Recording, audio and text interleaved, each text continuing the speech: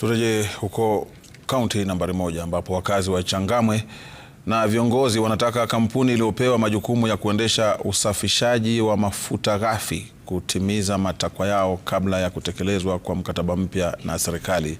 Wakiongea huko Changamwe katika mkutano wa kukusanya maoni kutoka kamati ya seneti na ile ya bunge la kitaifa kuhusu kawi, wakazi hao wanashinikiza kwamba sharti usalama wao kuwekwa kipaumbele, ajira na kuwanufaisha kama wakazi pamoja na kulindwa kwa mazingira.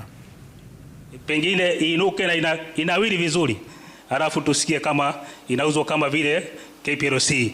Tungependa refinery idumu na iwe ya wananchi, kwa sababu miradi inaletwa kwa wananchi ili kuweza kuwaboresha, na kama mradi utakuja hautoaridhisha wale waliotupigia kura, itakuwa na maana gani?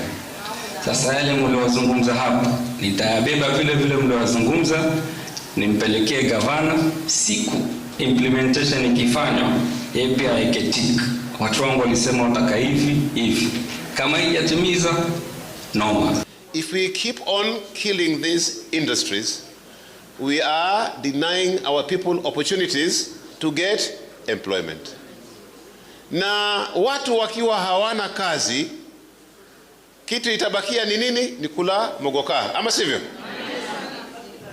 Na watakuwa wakora pia, watakuwa wavivu, alafu tutaitwa watu wa pwani ni wavivu. Iwapo kwenye huu mkataba sitaona wameandika mambo ambayo yanahusu kufufua refinery yenu, mambo ambayo yanahusu jinsi ambavyo barabara zitaathirika na jinsi ambavyo watafanya kurekebisha barabara zenu, kama sitaona mpango mzima ya kuwapa vijana hapa Changamwe nafasi za kazi, kama majibu hayatapatikana kwa maswali yote ambayo mmeorodhesha hapa, mimi Sifuna na kura yangu moja ya Nairobi nitapinga huu mkataba.